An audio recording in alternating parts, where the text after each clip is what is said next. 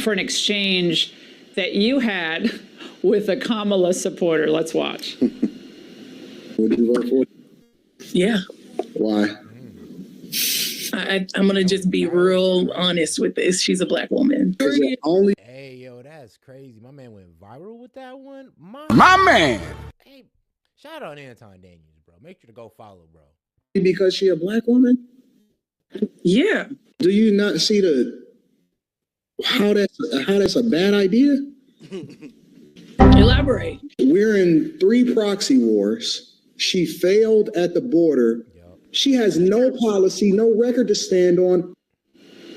Okay, Anton, first of all, I think I forwarded that to 20 of my friends. That was such an awesome takedown. But tell us about that, because I saw some of the other participants like nervously drinking their Coke or whatever they were drinking. But tell us about your interactions with people who happen to be African American who instinctively seem to go for Kamala because it's the right thing to do.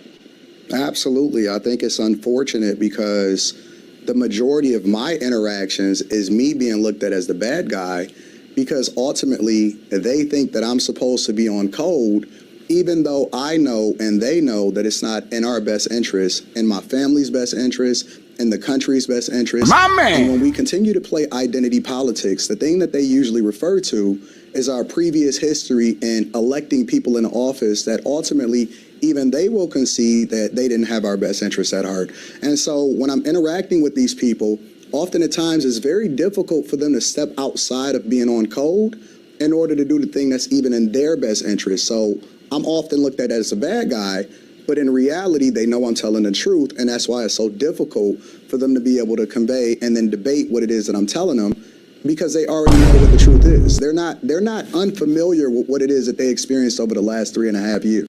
Look, because, bro, do you see what I'm seeing? A crowd full of black women, bro, and like 2 white dudes. Come on, bro. And she's the light one.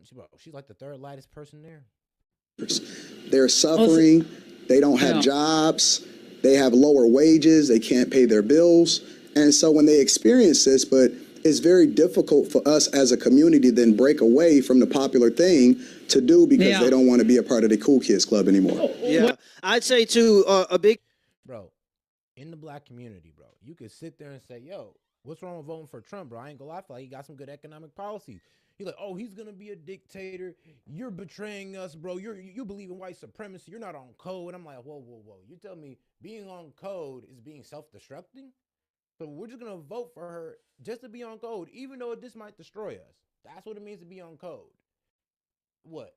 It's to follow the white man's fiddle to destruction. Because this is really what it is. Like, we're not following no black woman. We be following the white man all over again. Like, there's a reason why they was able to low-key play identity politics or give us false, like, I ain't gonna lie, false promises of policies for about 60, almost to 100 years, because this is what they do. And it works on us till this day.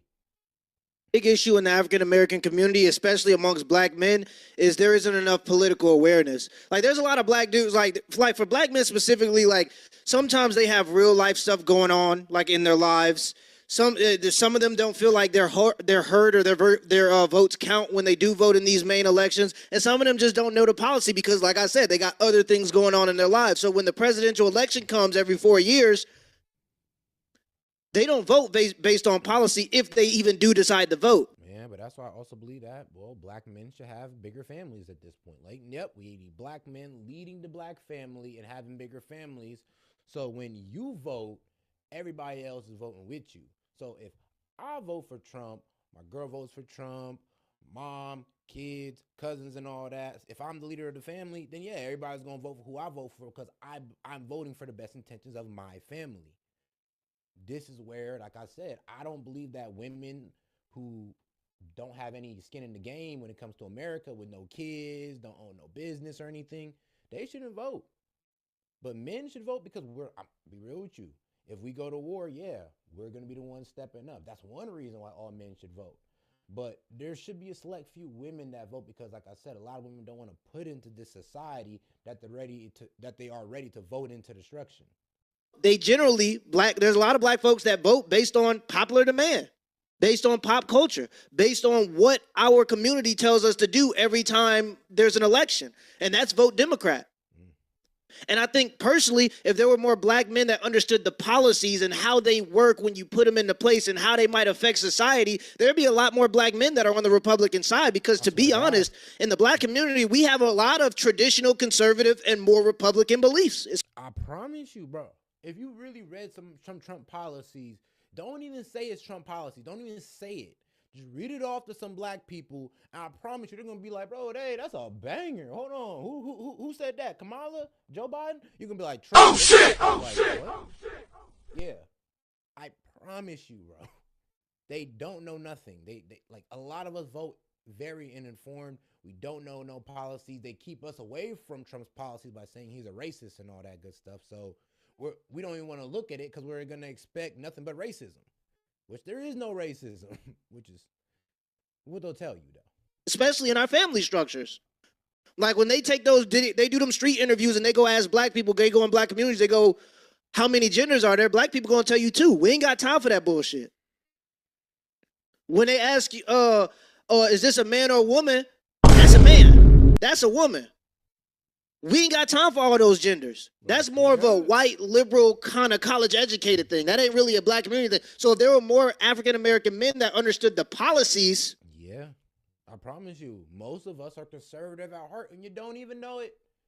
Nigga, you a Republican too. You get mad at me, call me a white supremacist, nigga. You a white supremacist too. You just don't even know. You just don't know what them niggas is really standing on. You don't know what the Republicans really want. You don't know what Donald Trump really wants. All you know is that you think Donald Trump is racist and white supremacy. You feel me? That's all you know. All you know is that, well, you know, the Republicans ain't going to give you reparations, but the Democrats might. That's all you know. I think that there would be more African-American Republican men. The only problem is like, as a black American, 90%, you got to understand, 1 out of 10 voted Republican in the last election.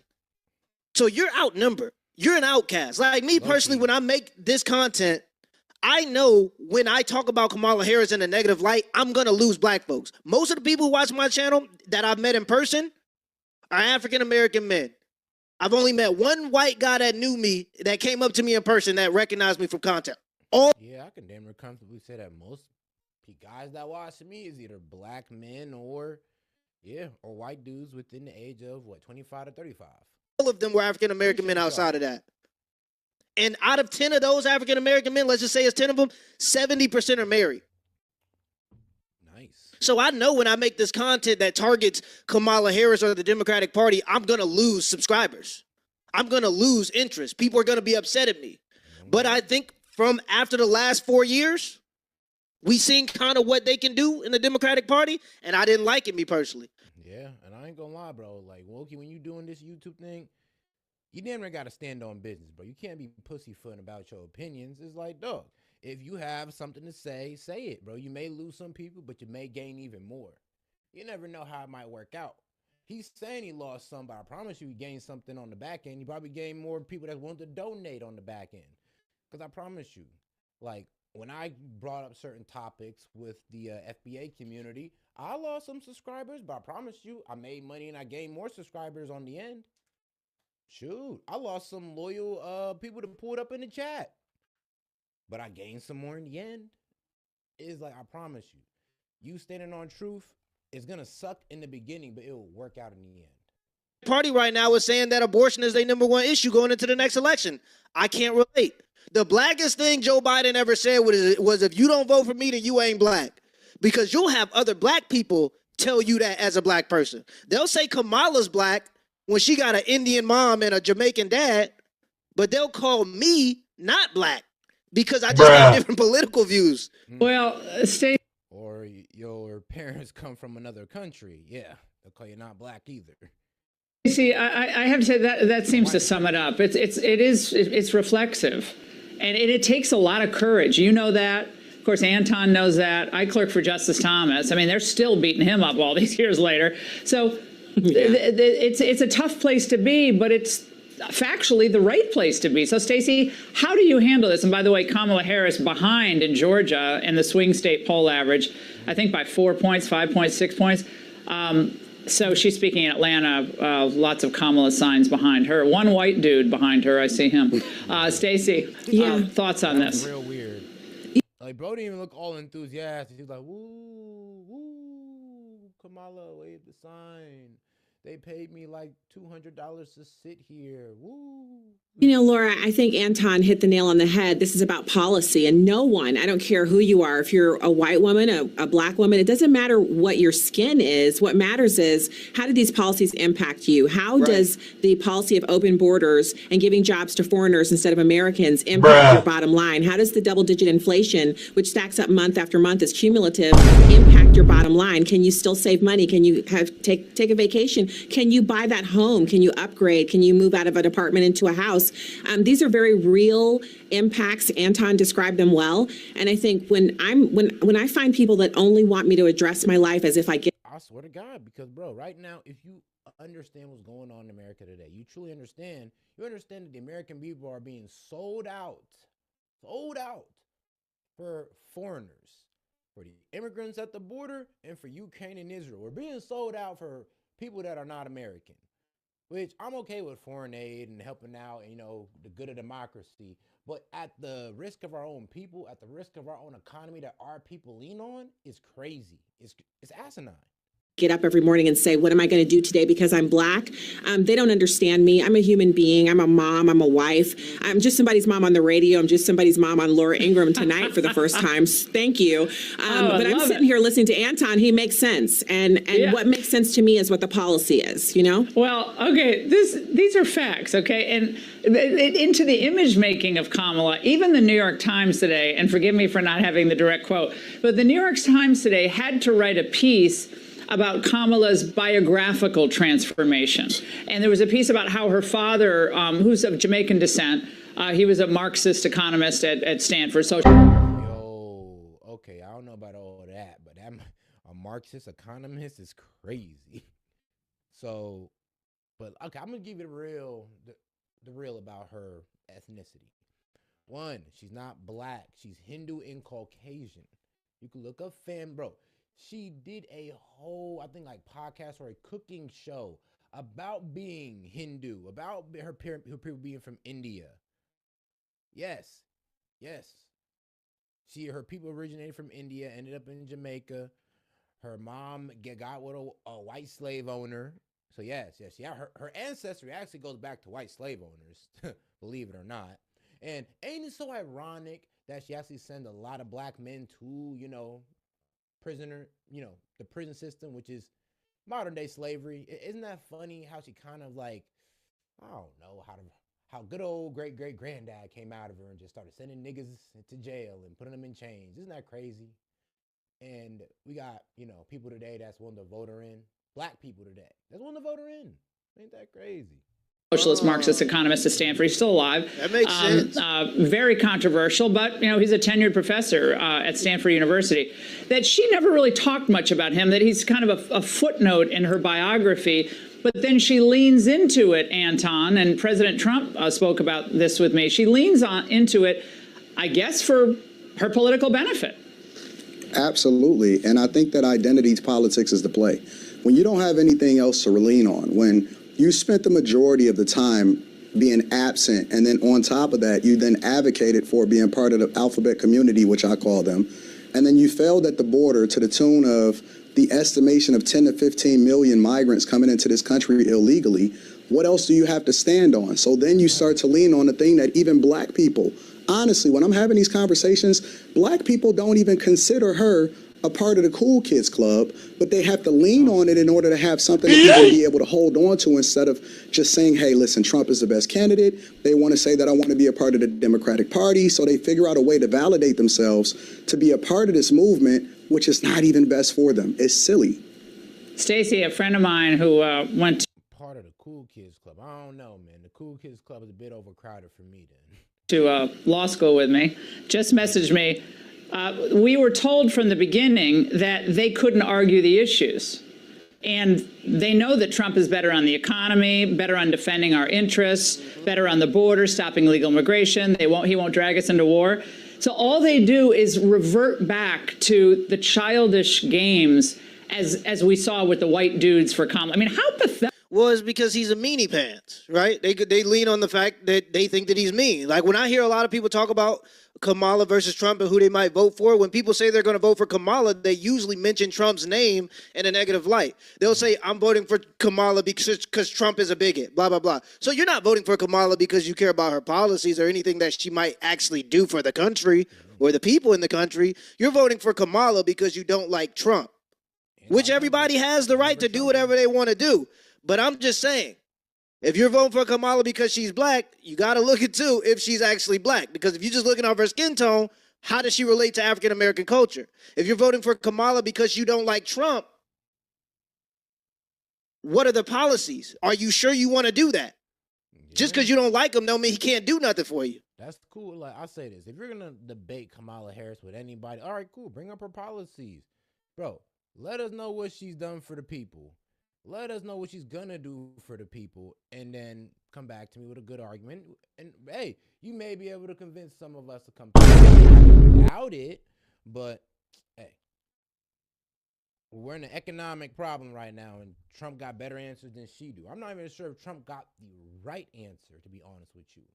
But at least he has an answer. Kamala don't got no answer. She's just like, yeah, let's just start giving away money and putting in more immigrants and destroying the dollar. You know, let's just do more of that. Trump is like, dog, I ain't gonna lie, bro. We might have to get off the Federal Reserve, bro. We might have to go to crypto. It's that bad. It's that bad. When Trump is talking about crypto, the dollar might be done. Are you sure you don't want to pay attention to the policies? That's all I'm trying to get down to. Vote for whoever you want to vote for. But look into the policies to make sure you actually have a reason for voting for them. Don't just look at the surface level and vote for him because she's black or vote for her because you don't like Trump. What is she going to do for you? That's what every American needs to be asking themselves, because this next election, we can't, in my opinion, we can't do another 4 years of the Democratic Party, in my personal opinion. How pathetic is that? Bro, I promise you, like, the entire middle class is going to collapse on itself. It's just not possible. I promise you. Another 4 years of Biden policies, bro. It's going to get to a point where I'm in Ohio and we're going to start receiving an influx of immigrants. Is this going to be too much? It's almost like it's I thought actually a conservative must have made that. I thought that whole Zoom was created by a conservative because it was so repulsive, but it was so funny. I think in one of the people speaking, I think a lot of the mail-in ballots were hidden, but it's a very strange. They think that helps them. Yeah, they do. But I think, there are people in America whose incomes are such that these double-digit inflationary impacts don't really mean anything to them. They're insulated from the policy decisions they make in the ballot box. But for most, that's what I'm saying. It's like they show you the opinions of those who are well off, who's like, oh, what you mean? I'm doing good. We're doing good. I'm like, dog. You make over 100K a year. Actually, I'm gonna be real with you. Even niggas making 100K is suffering. So I'd have to say, dog, you're making like 500K a year. Yeah. You're kind of insulated from this shit. You see a little bit of a shocker, but not too much where you're like, okay, my lifestyle ain't gonna change. But those niggas who are at 100K and lower, yeah, they going through it right now, and they ain't liking what they seen. I'm gonna be real with you. They, like, bro, everybody is out here like, bro, how? What's going on? Now that, bro, the middle class is a bunch of people making, I guess, between 60 to 80K. And that's even with two people in the household, surprisingly. So once you make it hard for them people to live, everything under that gets decimated. most Americans, that's not the case. And even if you are wealthy, if you care about your bottom line, if you're actually very frugal and you pay attention. Oh God, Joe Biden will tell you it's the best economy in years, but Joe Biden's whole family been up since the inception of the Bidens damn near. It's like, come on now. Actually, I'll say anybody who says the economy is good, look at their net worth before they say that. Look at the net worth before they even talk about the economy. And as soon as they say, oh, it's good, inflation is at all-time low, look at their net worth. They got a high net worth. Of course, inflation's at an all-time low because they own assets, and all their assets went up. Therefore, they got all the money. Which is, hey, man, that's why I advise you to do. Go out there and buy assets because, hey, it's inflation-proof. Well, land and real estate. It's just the way it is. to your money. You don't want to see double-digit inflation. You don't want to see America sending $200 billion to Ukraine. You don't want to see boots on the ground, our own children spilling our blood and treasure abroad for something that we really have no interest in. Right. And you really want to see some cogent domestic policy that prioritizes some of our very serious issues that we had, even coming out of the pandemic: homelessness, mental health crisis, healthcare. There are some things we need to do. I know, but Stacey, you're dealing in the realm of facts. When you actually see interviews, when people are pushed on this who are refusing to think differently, they'll say stuff like, well, but he's not going to be good on equity. Right, Anton? Equity. He's going to disembowel equity. What I say to folks is, how is equity, how's all the equity of the last 3.5 years worked out for your communities? Illegal immigrants using your schools? It's absolutely horrible. It's absolutely horrible. And it's so funny because, you know, I've been seeing this whole movement, right, where they first leverage sororities and fraternities as far as the Divine Nine. I promise you, look, bro, at Alpha, okay, the sorority, the black sorority and all that, I always said those were sellouts to me. I always said, all right, so you're telling me the black community, who's already divided enough, who's already down in education, down in networking and all that, we don't got good connections. We dare go to college, branch off in a sorority, make other motherfuckers pay just to get a connection, when we should be all kumbaya and we should be helping each other out regardless. Just like it amazed me when I was seeing two women or two dudes in the same degree path, but they will not work with each other over a sorority. One dude won't help the other dude get up in the industry over a sorority. Aren't we all black? Who's in the or the fraternity or whatever, Alpha, Beta, Beta, whatever they call it. It's all off the Greek, little Greek societies or whatever. Like, I don't even know the origin of it. I just know when I heard it in college, the first thing I thought was sellouts. One, you're just trying to copy the white boys or the white man. And two, you're not even trying to help all your people. Like, y'all just trying to bring up those who decided to, I don't know, conga dance and align with you and dance the boozy and all that good stuff and decided to pay $1,000. Like, I think that's just the most sellout thing you can do to your community, especially as a young, educated black man or woman in college. Like, what, you ain't gonna help the lower one? You ain't gonna help your fellow black man who ain't make it there yet because of what? He didn't sign up to the fraternity or sorority yet? Is that really what you standing on? All right, then. Try to include them in order to try to get her to be obviously presidential. I don't think that it's working because everybody that's in my community and the people that I speak with, especially black men, are even disappointed in white men in that why would you then follow white women who are extreme feminists and then let them follow black women in order to try to be a part of this cool kids?